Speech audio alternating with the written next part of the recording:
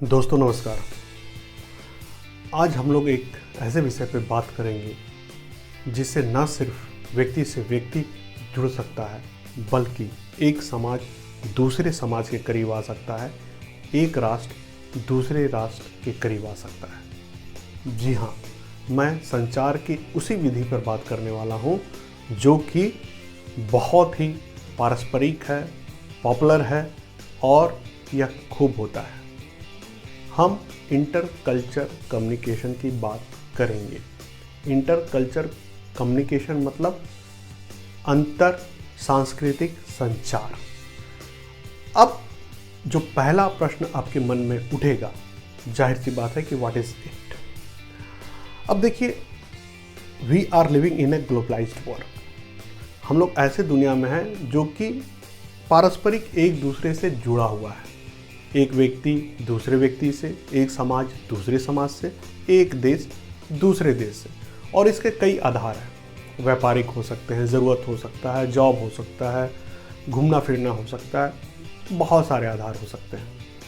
अब ऐसे में जब एक समाज से उठकर एक व्यक्ति दूसरे समाज में जाता है तो जब वह संचार करता है, that is called inter cultural communication. Now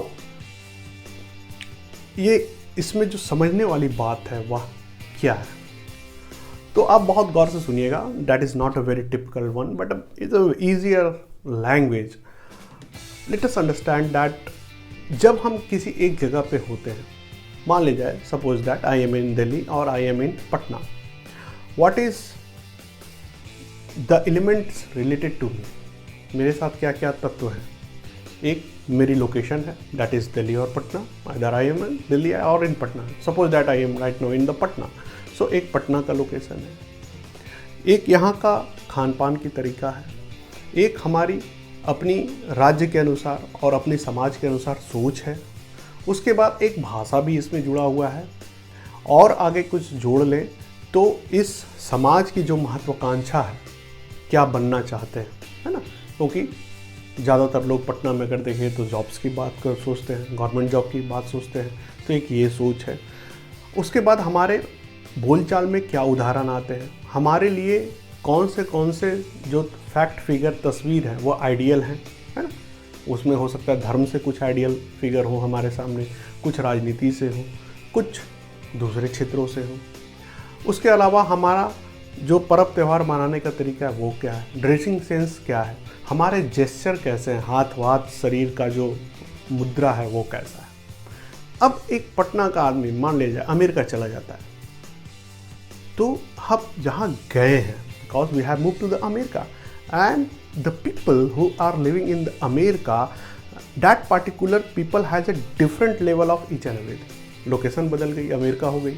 America का मान लीजिए कोई इलाका ले लीजिए, लॉस एंजलिस ले लीजिए। अब वहाँ का खान पान भी अलग होगा, वहाँ की भाषा भी अलग होगी, वहाँ की सोच भी अलग होगी, उसके जो रोल मॉडल होंगे वह भी डिफरेंट होंगे, तो सब कुछ बदल गया। तो एक पटना का व्यक्ति जब अमेरिका के लॉस एंजलिस में जाता है तो जो वो बातचीत करेगा वहाँ के व्यक्ति से, तो that will be the inter cultural communication. ध्यान देने वाली बात यह है, जो बहुत ही बारीक है लेकिन बहुत ही आसान है, कि आप सिर्फ बात नहीं करते हैं। Whenever you move to somewhere else, then you not only talk, your all the things related to the culture used to communicate within themselves. आप बातचीत करेंगे तो आपके पटना वाली फीलिंग आएगी, वहाँ अमेरिका वाला आदमी के साथ अमेरिका की फीलिंग आएगी। भाषा आपकी पटना की होगी जो आपने यहाँ सीखा है, वह अमेरिकन भाषा का प्रयोग करेगा जो उस क्षेत्र में बोला जाता है। उसके बाद आपके उदाहरणों में यहाँ का जो तस्वीर है, यहाँ की घटना है वो घूमेगी, उसके उदाहरणों में वहाँ की घटना घूमेगी। तो इस तरह से हर चीज़ बदलेगा। आपके अपेक्षाओं में, आपकी सोच में जो खान पान होगी वो बिहार की होगी, उसके खान पान वहाँ के होंगे। आपको वह ड्रेस ज़्यादा अच्छा लगेगा जो आपने यहाँ देखा है, उसको वह चीज़ पसंद आएगा, वह स्टाइल पसंद आएगा जो वहाँ का साधारण है या कॉमन है। उसके बाद आपके परिवार के जो मायने हैं, आपके परिवार के प्रति जो सोच है या समाज के प्रति या देश के प्रति जो आपकी सोच है, अवधारणा है, वहाँ के व्यक्ति का अवधारणा कुछ और होगा।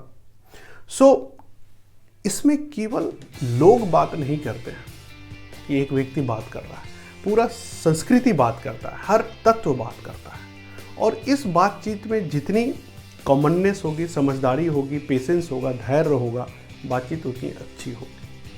तो ये हुआ इंटरकल्चरल कम्युनिकेशन, यानी कि दो व्यक्ति, दो समाज, दो देश के लोग जब आपस में संचार करते हैं तो यह इंटरकल्चरल कम्युनिकेशन होता है।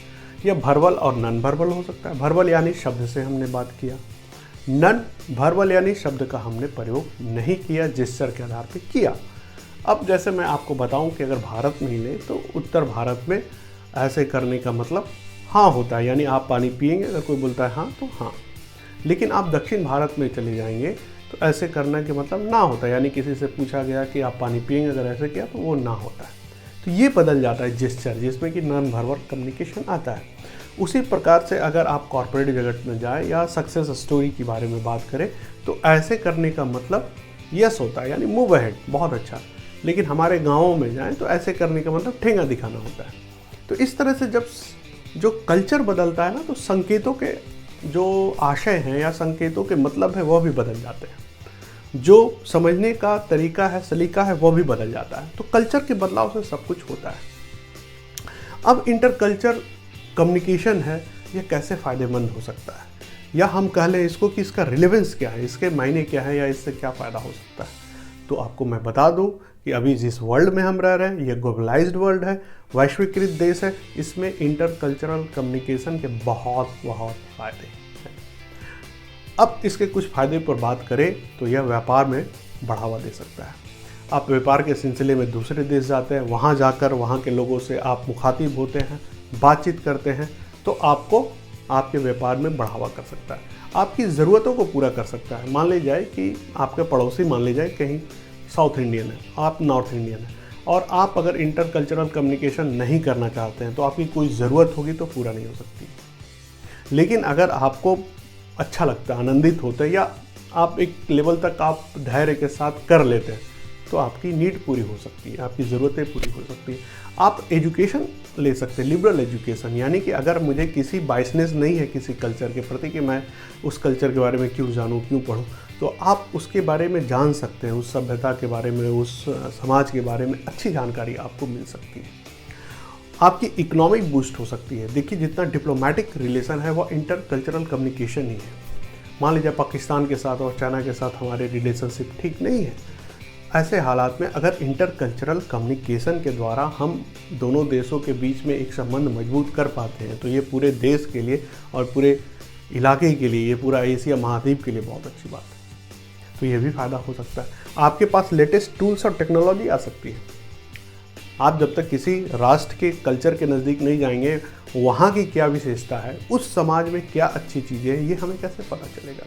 यानी अगर जैसे ही हम समाज के नज़दीक जाते हैं तो उस समाज में क्या मजबूती है वह पता चलेगा, और अपनी ज़रूरत के अनुसार हम उस टेक्नोलॉजी को, उस आविष्कार को या उस प्रविधि को अपने साथ ला सकते हैं और अपने समाज को फ़ायदा पहुँचा सकते हैं। हो सकता है किसी बीमारी का इलाज किसी समाज में बहुत अच्छा हो, किसी समस्या का किसी समाज में बहुत अच्छा निदान हो, तो सीख कर हम फिर अपने समाज में लाकर उस समस्या का निदान कर सकते हैं। यह ठीक उसी प्रकार है कि जैसे अपने गांव में हमें जॉब नहीं मिलता, अपने इलाका में नहीं मिलता है अच्छा पेइंग जॉब, तो हम विदेश जाते हैं तो बहुत अच्छा हैंडसम पे होता है, तो अपने गाँव और अपने इलाका में पैसा लाकर हम विकास कर पाते हैं, अपना घर बना पाते हैं और भी जो है काम कर पाते हैं। इसी तरह से हम केवल ना सिर्फ पैसे का ट्रांसफॉर्मेशन कर सकते हैं, बल्कि अच्छी सोच, अच्छी खोज, अच्छी प्रवृत्ति, अच्छी दवाई, सब चीज़ का कर सकते हैं। तो कुल मिलाकर अगर इसको देखा जाए तो इंटरकल्चरल कम्युनिकेशन बहुत काम की चीज़ है। इससे आप टेंशन ख़त्म कर सकते हैं, कम्युनिकेशन गैप को भर सकते हैं, अंडरस्टैंडिंग अच्छी कर सकते हैं, व्यापार को बढ़ावा दे सकते हैं, वाणिज्य को बढ़ावा दे सकते हैं, नए आविष्कार को आत्मसात कर सकते हैं और गुड कर सकते हैं। यानी आप दूसरों का भी भला कर सकते हैं, उस समाज, उस देश का भी भला कर सकते हैं और खुद का भी भला कर सकते हैं। यानी कि इंटरकल्चरल कम्युनिकेशन से दोनों लोगों का फ़ायदा होता है। तो ये थी आज की प्रस्तुति। आपको कैसी लगी? अगर अच्छी लगी होगी तो लाइक ज़रूर करिएगा, और कोई सवाल हो तो कमेंट भी ज़रूर करिएगा। इसी तरह से हम मिलेंगे फिर किसी नई प्रस्तुति के साथ। तब तक के लिए धन्यवाद।